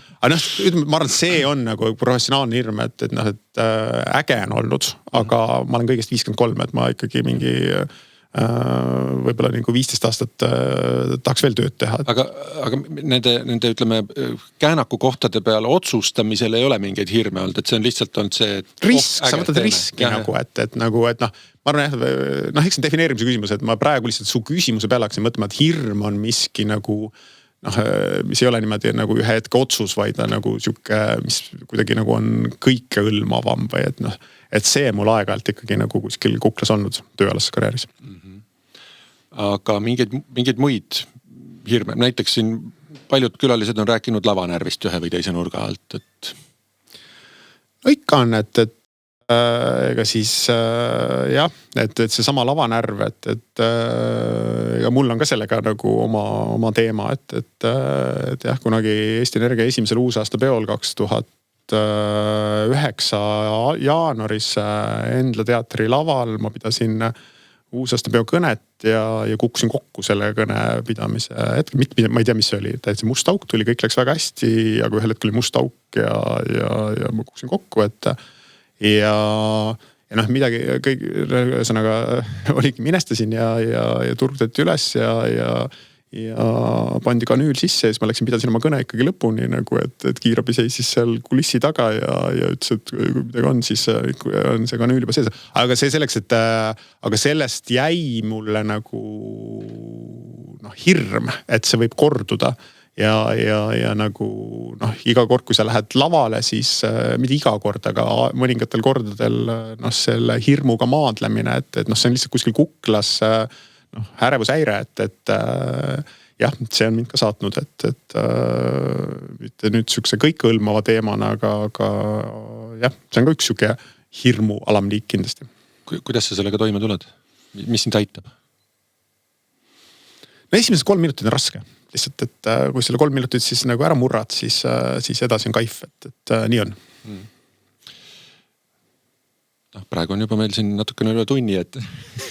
nüüd on juba lihtne. Ja. Ei, see ei käivitu praegu niimoodi, see käivitub täpselt analoogsetes kohtades, kui sa lähed kuskile nagu lava ja kui sa on prosektorid ja kaamerad, et nii on. Ja. Siis mida sa eelmistest rollidest või valdkondadest oled kasulikku uutesse kaasa võtnud? Midagi, mida saaks kohe nagu esile tõsta. Ma arvan, selle me rääkisime tegelikult ära, et kindlasti see strateegia olulisus ja see, et noh, et mitte minna nagu verd laskma kellengi tegema midagi sarnast, mida keegi juba teeb, et vaid ikkagi julgeda teha need oma valikud, et sellest me hästi palju oleme täna rääkinud. Ja teiseks kindlasti nendest eelmistest rollidest see, et see sama execution või see, et noh, et kui oluline on juhi töös see, et noh, mitte minu töö ei lõpe, siis strateegia on valmis ja nüüd ma mugavalt istun ja teised execute ivad, vaid noh, et mida me alguses ka ütlesime, et noh, et ma kogu aeg pead jälgima oma seda mosaiiki või puslet ja vaatama, et noh, et kus on täna see väljakutse, kus sa pead õla alla panema, kus sa pead gaasi vajutama, kus pidurdama, kus kellengiga keegi suhtestub, et nagu noh, need on 2 teemat, millega juht tulemust toob. ka siuke huvitav asi, lihtsalt kui nagu mustreid vaadata kogu sinu senisest karjääriteest, siis Hansapangas sa olid hästi kaua, aga väga paljudes erinevates rollides. Siis Eesti Energias sa olid kogu aeg ühes rollis. Nüüd Coop Pangas sa oled ka olnud kogu aeg ühes rollis ja enam-vähem umbes sama siuke aja aken ka, eks. Aga nii ongi nagu täpselt, et kui sa vaatad täna nagu meil töö juures neid 20-aastaseid, et see ongi nagu, kus sa proovid erinevaid rolle, nagu minagi ju, see rodu Hansapangas oli päris pikk, et kopertsid ühte kohta ei saanud, solbusid, võtsid teise, vaatasid, see ei sobi, mingis võtsid järgmise, vaatasid, et seal ei sobi jälle see, siis läksid, et ühel hetkel hakkad sa ennast lugema ja endast aru saama ja siis kindlasti need aknad lähevadki stabiilsemaks ja pikemaks, et juhitööd ikka päris niimoodi teha ei saa, et nagu iga 2 aasta tagant juhin erinevat ettevõtet, et sellepärast võib-olla ka 20-aastaseid ei saa juhtideks panna, et see ka käib natukene ikkagi nagu pead kuskilt stabiilsust, jalgealust, kogemust saama, ja olema nagu juht on ikkagi see, kelle peale on vaja toetuda, et ta ei saa olla nagu ise siuke õblukene ja värelev, et nagu väga tihti sa juhina ikkagi pead ennast tõsiselt sundima rahulikuks, sellepärast et ülejäänud meeskond ja kogu see organisatsioon toetub sinu peale, et sa pead oskama ka oma seda ärevust ja pinget varjata. Huvitav, kas see on sellepärast, et sul on see kõrgekraega asi seljas või miks mul tekkis praegu jälle mingisugune Steve Jobsi paralleel? Et tema, kui ta Apple'it alustas kunagi Wozniakiga koos, siis ta oli ka siuke noor, vaata, et märatsev siuke energiapall, on ju, rapsis siia sinna. Ja siis, kui ta Apple'isse tagasi tuli, ta tõi sinna just nagu siukse kuidagi korraks nagu rahustava juhtimisstiilise, mitte liiga, aga natukene just, et ütleme seda tooteportfelli seal kärpida lihtsamaks ja niimoodi. Et huvitav paralleel tekkis mu peas praegu. Välja arvatud see, et sind 20-ndates ei löödud oma asutatud ettevõttest välja, kuhu sa oleksid siis 20 aastat hiljem tagasi tulnud. See ei olnud üldse sarnane. Siis kui sul oleks ajamasin, millega sa saaksid oma karjääris minna tagasi kuhugi, mingisse punkti, siis mis punkti sa läheksid ja mis nõu sa endale seal annaksid?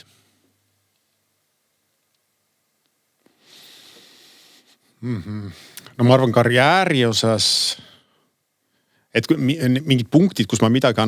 teeksin teistmoodi või? Ma arvan, seda ei ole, et ma olen mõeld seda, et oma isiklikus elus läheksin ma küll mõnda punkti tagasi ja teeksin midagi teistmoodi, aga see on hoopis teine saade ja teine formaat, et sellest me rohkem siin ei räägi. Aga lihtsalt, kui sa niimoodi küsid, siis ma arvan tööalaselt,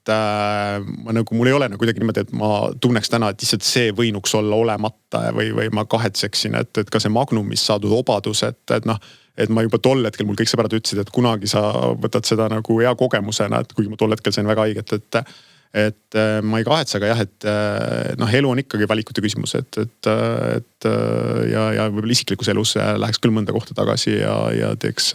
mõne otsuse teistmoodi. Aga mingit sellist what if'i ei ole, et kui ma oleksin huvitav lihtsalt, et mis oleks juhtunud, kui ma oleksin seal oleks lennujaama juhtima läinud ja lasknud Coop Panka sündida.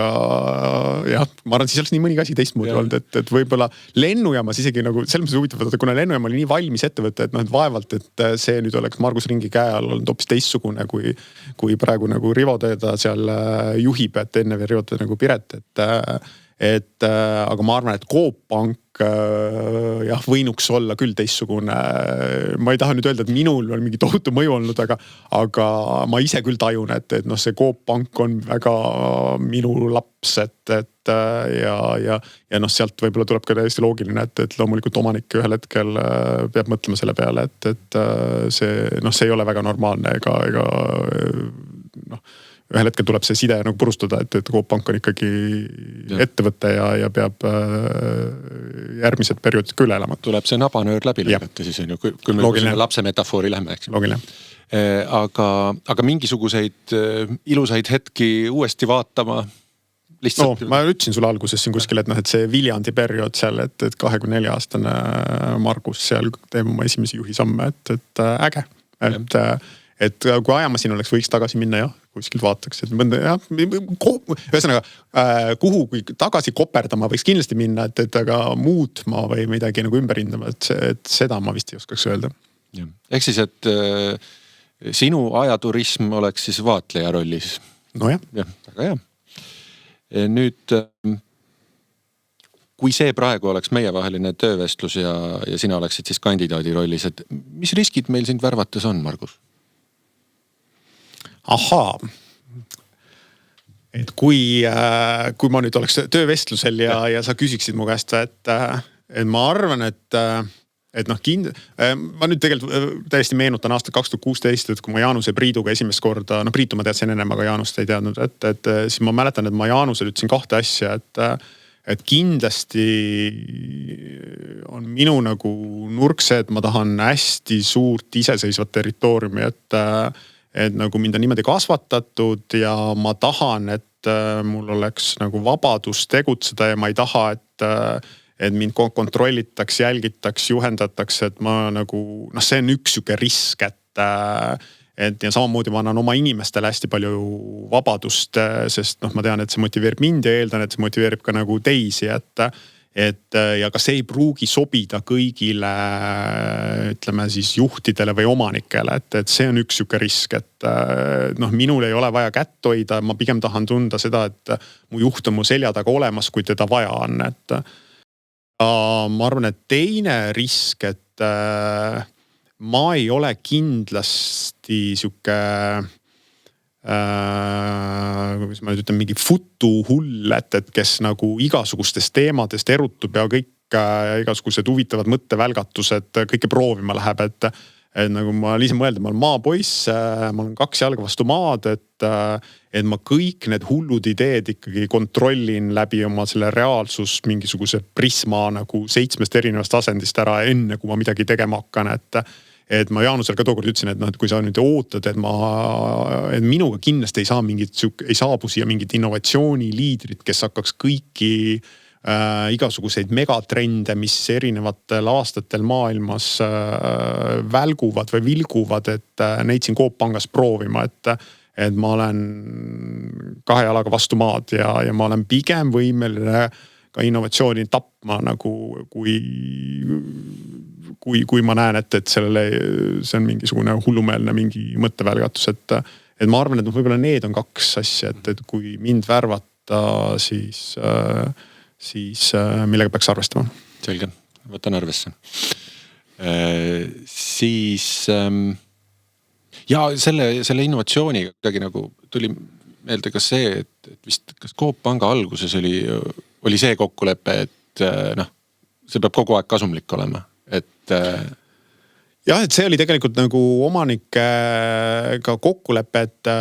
Coop Panga ehitades ükski kuu me miinus olla ei saa, et sellist juttu, et me siin kasvatame panka ja raha tuleb kunagi nagu tulevikus, et sellist juttu olla ei saanud ja Coop Pank ei ole ka ükski kuu kahjumis olnud, et ja ütleme, need võib-olla jah, see seos sellega, need igasugused innovatsioonivälgatused nagu reeglina söövad raha, et veel kord, et ma ei taha öelda, et ma mingi pidur olen, aga minu jaoks nagu peab toimuma ennem sõelumine ära ennem, kui ma nagu hakkan millegi peale reaalselt raha kulutama, et need igasuguseid välgatusi nagu väga tore nendest diskuteerida, aga ma arvan, et jah, ma ei ole nagu siuke huljalt ei hakka neid juurutama. See on jälle hoopis teine turg ja teine nišš, et kes... Ja startupi maailma ma ei asetuks, et selles ma olen isegi nüüd viimastel kuudel mõelnud, et siin mul mingi paar vestlust olnud, aga ma olen suhteliselt kohe jõudnud aru saamisele, et ma ei asetu sellesse maailma, et ma ei ole, see maailm ei eruta mind, et ma tahan ikkagi näha, et minu tegevustulemus on joone all mõõdetav kohe nüüd ja praegu. Nüüd teeme hullu innovatsiooni karjäärikäänakute kontekstis ja mängime lõppu natuke ümber. Tavaliselt me küsime soovitust kõige lõpus, aga anna praegu soovitus ära kuulajale. Soovitus mille kohta? Midagi, mida kuulaja võiks kaasa võtta ja teha. Isvert, see on nüüd natuke ootamatu, aga ma nagu ütleks siis selle koha pealt, et mul oli see nädal megateatrielamus, et ja ma tahaks öelda võib-olla siis seda, et elu ei ole ainult tegelikult töö, et ma olen üritanud ennast ka nagu tervena hoida niimoodi, et tuleb kõvasti tööd teha, et loomulikult, aga sul peavad olema elus ka muud tahud, et sul peavad olema su sõbrad, su lähedased, su hobid, mul on mu maakodu, täpselt see, et käid teatris, käid reisil, tegeled erinevate teemadega,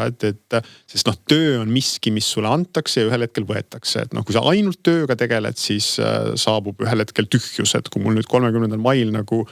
töö võetakse, kui mul muid teemas elus ei oleks, siis tõenäoliselt crash tuleks mentaalselt, ja lihtsalt, et jah, et Vatteater ja Kullervo, et hullumeelselt võimas elamus, et minge vaadake teatrit. Väga hea. Ja lõpetuseks räägime sinu unistuste tööst. Hakkame kõigepealt siis lapsepõlve unistust peale. Tegelikult selle sa mainisid juba ära ka, et olla ema moodi. Ehk siis agronoomiks saada. Tegelikult lõpuks siis see läks natuke teistmoodi, et said hoopis juhiks ema moodi. Aga praegune unistus? See on üks valus küsimus vist selles mõttes, et ma arvan, et see Coop Pank on olnud igast nurgast vastav minu unistuste tööle. Et mitte, et ma seda nagu taga nutaks, aga see on tõesti, ma ei oskaks maalida mingisugust nurka veel juurde oma unistuste tööle, et see, mis ma olen saanud see pea 9 aastat seda Coop Panka ehitades teha, et see on olnud minu unistuste töö ja siit siis minu hirm, mida ma sulle mingi 10 minutit tagasi ütlesin, et aga mis siis nagu läbi esiklaasi nagu saab, aga eks ma sellele hirmuga pean tegelema ja siis vastuseid sellele kuulete siis juba mingites järgmistes saadetes järgmistel aastatel. Seega 3 suurt ilusat lehekülge on olnud. Hansapank, Eesti Energia ja nüüd Coop Pank. Mis saab järgmisel leheküljel? Elame näeme. Aitäh, Margus. Aitäh, kuulaja. Ja järgmised karjäärikäänakud millalgi järgmisel korral.